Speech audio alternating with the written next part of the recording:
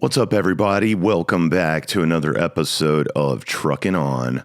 Today's episode is brought to you by Klosthaler non-alcoholic beer. Non-alcoholic beer helps keep me sober. I've been sober now for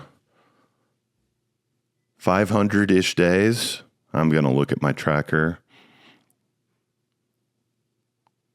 545 days. Good stuff.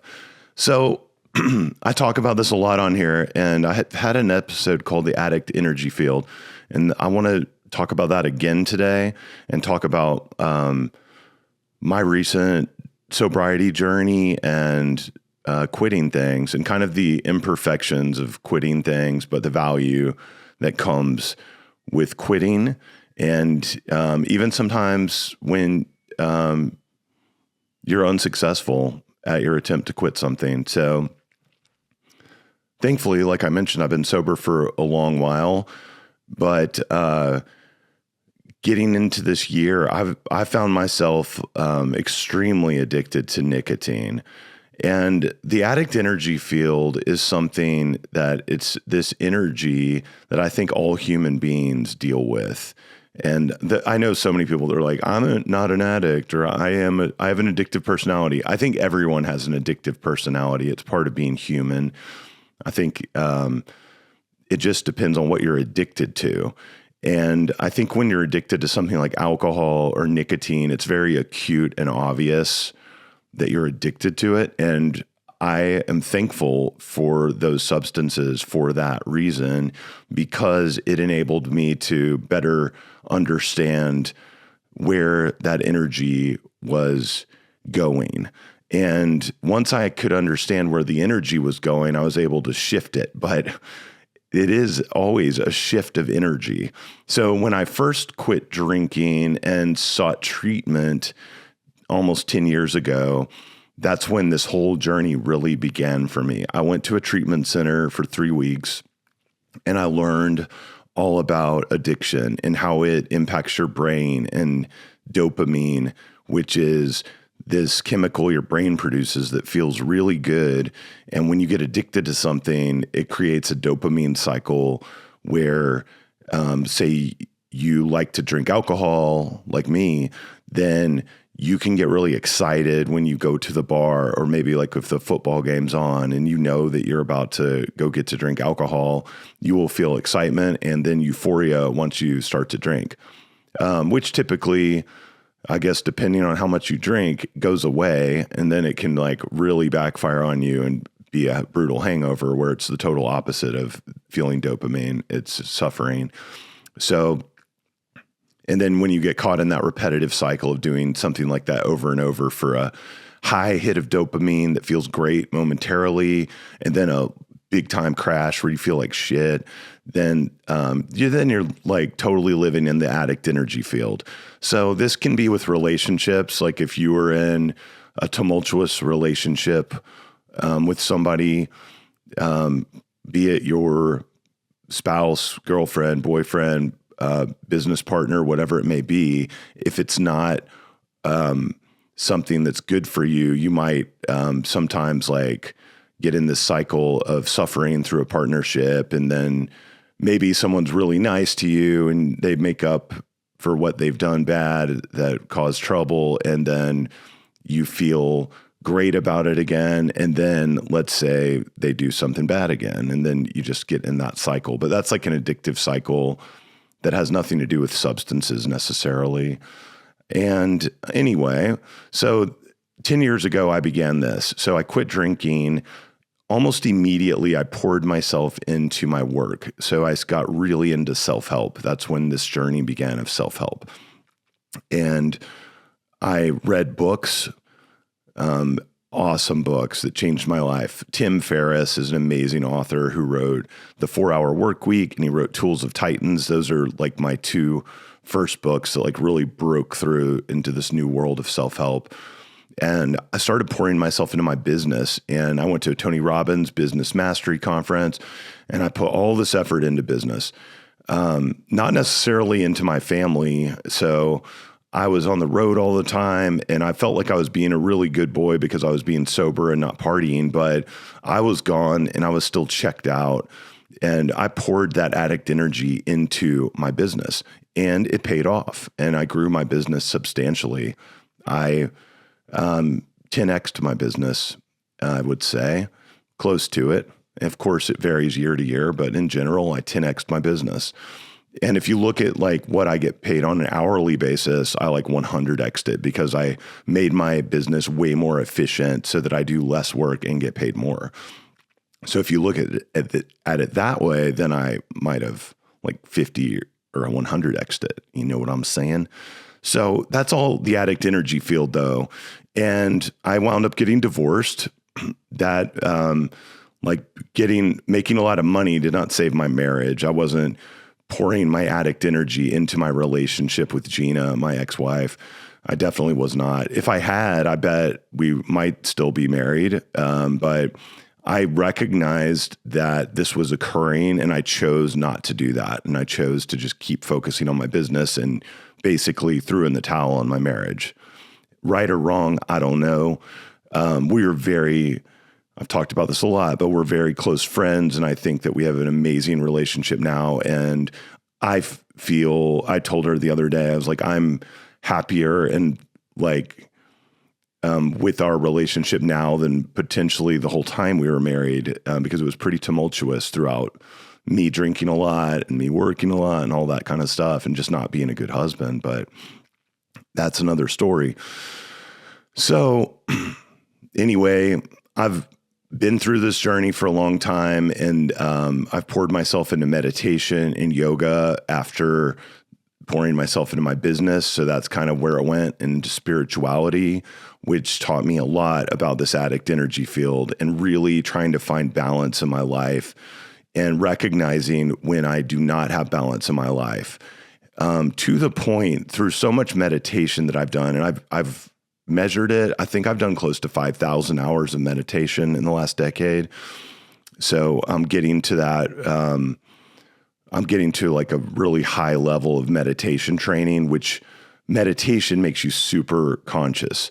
You could say I poured my addict energy field energy into my meditation practice for sure. It's a very healthy thing to pour yourself into, by the way. But by doing it, it also alerts you to things that are not in your best interest, should I say.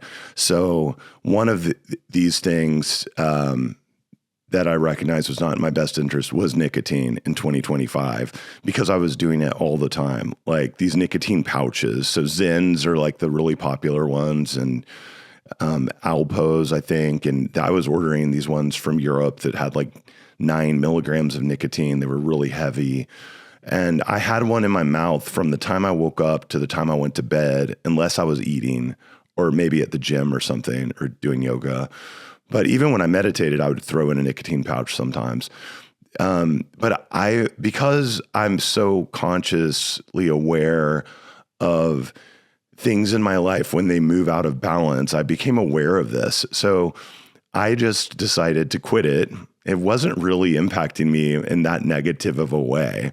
It wasn't like alcohol where you get a brutal hangover or you do something like embarrassing or slur your speech or get arrested for drunk driving. Like alcohol has all these horrible consequences. Nicotine pouches are pretty harmless, really.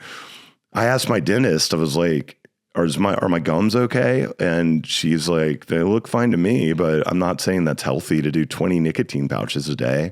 So but I was still like, I should like stop this shit. So anyway, I stopped, and I'm a professional quitter. I've quit alcohol and drugs and I all kinds of things. We don't have to get into everything I've quit, because everything you can imagine needing to quit, I've probably quit. So I've quit smoking before too. Like, wasn't as hard as quitting the nicotine pouches. I had never smoked constantly all day, every day for 2 years, which is what I've been doing with these nicotine pouches. So, I mean, it was like in my bloodstream, and coming off of it was brutal. I did a podcast with Jeff Brand that week. Logan, my producer, is here, and he was telling me after that podcast, he's like, dude, you just didn't look good, man. It's like, I know, man. And it was harder to quit nicotine than to quit alcohol by far. And it was like I got sick to my stomach. I was really tired, and I slept a lot, and I got through it. And I went 42 days with no nicotine, and was so proud of myself. Was being the key word. But I then, during those 42 days, I still have this fucking addict energy in me. And what did I put it towards? Well, I started craving alcohol. So I really came close to drinking many times, but I didn't, thanks to Claustaller, our sponsor of today's episode. And I poured myself into food. And I told myself when I quit nicotine, like, I'm going to allow myself to eat sugar with no rules. And sugar is a big dopamine producer. It is more addictive than nicotine and alcohol, probably. And most people are probably addicted to sugar and they don't even know it. I think a lot of people who drink alcohol, I know, are addicted to sugar, actually, more so than the alcohol. Because when you quit drinking, that sugar needs to be replaced. Because when you're drinking a lot of alcohol, you're also consuming a lot of sugar. And so a lot of alcoholics, like when you're in rehab or you go to AA meetings, like alcoholics like to eat some fucking ice cream, you know? And I was no different. When I quit drinking the first time, I ate so much sugar, and then I had to like quit sugar and figure out other things to do. But when I quit nicotine this year, I was like giving myself permission to eat sugar for a few weeks to get out of the nicotine. And I did. And I ate cheeseburgers, and I drank cherry Cokes, and I gained 15 fucking pounds. And I mean, that addict energy like just shifted from the nicotine into the food. It made me feel like shit, made me sleep bad, made my clothes get tight. And then kind of on the cusp of this, I went to Las Vegas with my work team to celebrate our successes. This is something that we've historically done. We go to Vegas and have fun. It was the SIOR real estate conference. So there was a little bit of work involved and some meetings around that. And when I got to Vegas, I felt so triggered to drink alcohol. It was ridiculous. And I was sitting by the pool at the Cosmopolitan, salivating, and decided, and this is probably why my voice is gone, but to go buy a pack of cigarettes. And that's what I did. So I bought a pack of American Spirits, the healthiest cigarettes that I could find in Las Vegas, and I smoked those motherfuckers. And it was really good. And you know, it saved me from drinking. There's no doubt. Could I have powered through and not drank? Probably. I could have white knuckled it, gone to 10 AA meetings or something, but the cigarettes were a nice fix, and it was an okay compromise. And when I left Vegas, I ran into a guy actually on my last day in Vegas, and he's smoking a Romeo and Julieta cigar. He said, man, you should try a cigar. So I did. And I actually liked the cigar. I threw the rest of my cigarettes in the trash. If there were any left, there might've been one. And I moved on back to Dallas. When I got back home to Dallas, I found some nicotine lozenges. So I did those. And now I just did a fucking pouch again last weekend. But you know what? It is what it is. It's the addict energy field, and it's with me. I'm trying to transcend it. I'm not doing 20 nicotine pouches a day currently, and I'm going to try to keep tabs on it. I'm trying to be healthy about it. Some things, it's just hard for me to quit everything. So, I just wanted to share this story with you all, because I know when I talk about me quitting things, it inspires people. But there's also, like, I always like to talk about quitting and the value of not drinking and not doing drugs and quitting things. Yay, I'm so healthy. But I think there's value in failing at those attempts. I quit drinking 10 years ago, but I drank again after 6.5 years, you know, and fell off the wagon for a year. And then I quit again. And then I fell off the wagon for 6 months, and I drank for 2 weeks, and then I quit again. So I say all the time, like, if you had to bet on me drinking again, I probably will. And I'm not a perfectionist. I am a human being. We are all human beings. The thing that I'm most thankful about through this journey is developing an extremely heightened level of consciousness around the addict energy field and its impact upon me. And I can see it shift into things. And some things that it used to be moving towards, my energy would move in those directions. It no longer does. And I have great balance in my life, but it still seems to slip back in. And especially when I try to quit something outright 100%, then sometimes that energy is going to build up and needs to be redistributed. So I think the answer to transcending the addict energy field, which I'm working on, is to find balance in these things. How do you do that? Through meditation, through my 4 core values of spirituality, which I have learned from my spiritual teacher, Carissa Schumacher. Those 4 core values are simplicity, stability, surrender, and stillness. So it's trying to keep things simple. It's trying to keep my life stable. It's surrendering to God and knowing that I can pray for help. I told someone the other day, God is the reason why I don't drink alcohol, because when I really want to, I'll get down on my knees and pray and say, God, if you don't want me to drink, you better make this urge go away. And thankfully, for the last 500 plus days, he's come through. He or she has come through. And I appreciate that. So since I kind of started dabbling in nicotine again, I decided to quit other things. So I just started doing other things to move that energy somewhere else and not just back into the nicotine full time. So that's what I'm working on, is trying to use nicotine moderately, which I've been doing. So hopefully I can keep that going. And then I started doing 75 hard, which is not very moderate really, but I don't know. It's on day 5 of 75 hard. I feel really good about it. And this entails doing 2 45-minute workouts a day. One of them has to be outside.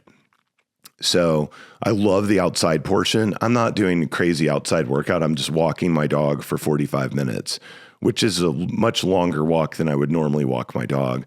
But he and I both enjoy it. Roscoe loves going on the 45-minute walks more than I do, for sure. But I am enjoying them, and it's forcing me to go outside. It's beautiful. The 45-minute workout a day, aside from that, it's forcing me to not make excuses to skip a workout. So I'm 5 for 5. 75 days is a long time. Again, failing at these attempts is not bad. It's normal, but I'm going to really try to make it through the 75 days. Other things that are involved in 75 hard include reading 10 pages of a book in an actual book, not an audio book, not even a digital book, if you go by the actual rules written by Andy Frisella, who created it. And I'm reading a book called The Choice, which was recommended by Jeff Brand, who I mentioned earlier on our podcast. And it is absolutely amazing. So go read The Choice. Logan will put it in the show notes. And so I'm reading 10 pages first thing in the morning when I wake up. Like a 45-minute walk, 10 pages of reading doesn't sound like too much, but it's just that right amount. And when you do it every day, it starts to feel really good. It's not easy necessarily. You just got to force yourself to do it, but it becomes more and more rewarding. And so far, everything seems to be getting easier for me. You have to take a picture of yourself each day. So I'm taking a selfie, topless selfie, not posting those online yet because I'm still fat from quitting nicotine for 42 days, for God's sake. And what else do you have to do? Drink 1 gallon of water a day, which I've been doing. You wouldn't know it from my dry throat, but I blame Texas allergies. And the pack of cigarettes, and a half that I smoked in Las Vegas. That's probably why my voice sounds like this. But drink a gallon of water, and then you adhere to a diet plan. So my diet plan's pretty easy.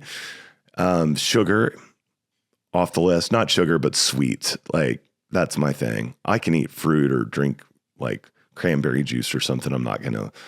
That's not part of the diet. The diet's like no cupcakes, no apple pie, no pancakes, no chocolate cake, those kind of things. My daughter just had her birthday last weekend, and we had Susie cakes, and I was salivating, but I did not eat it. So I'm proud of myself. What else? My diet includes no sweets, no pork, because pork's just been making me feel like shit lately, and no fried food, because it's not good for you. So 5 days of doing that is making me feel great as well. And I believe that's the whole thing, but Google 75 Hard, they have an app. The app is really helpful. It's the first time I've attempted this in the past and failed, but this is the first time I've used the app, and it has reminders, because the main things I would fail are things that I would forget about, like taking the picture or something or reading the 10 pages, but this app helps remind you. So Google 75 Hard, join me. You can start today and catch up with me soon enough. We'll be in it together. Share it online. My friend Katie Tupin from the band Houndmouth, formerly of the band Houndmouth, is how I met her. Now she has a country band called Candy Jenkins. I just have to give her a shout out because she's doing 75 Hard, and she was like a weekend posting that online and inspired me to do it. So the purpose of this podcast is to inspire you to do 75 Hard, to make you aware once again of the addict energy field. It is vicious. It is with us all. So if you meditate, you will be able to identify areas in your life which you're addicted to, which are unhealthy. And then you can break free of those addictions by paying attention, and then doing a little bit of hard work and making some adjustments. And doing 75 Hard is a great way to do it. That's all I got. Summertime is upon us. Do 75 Hard, get ripped by the pool, and don't be so hard on yourself. Peace, love, and thanks for trucking on.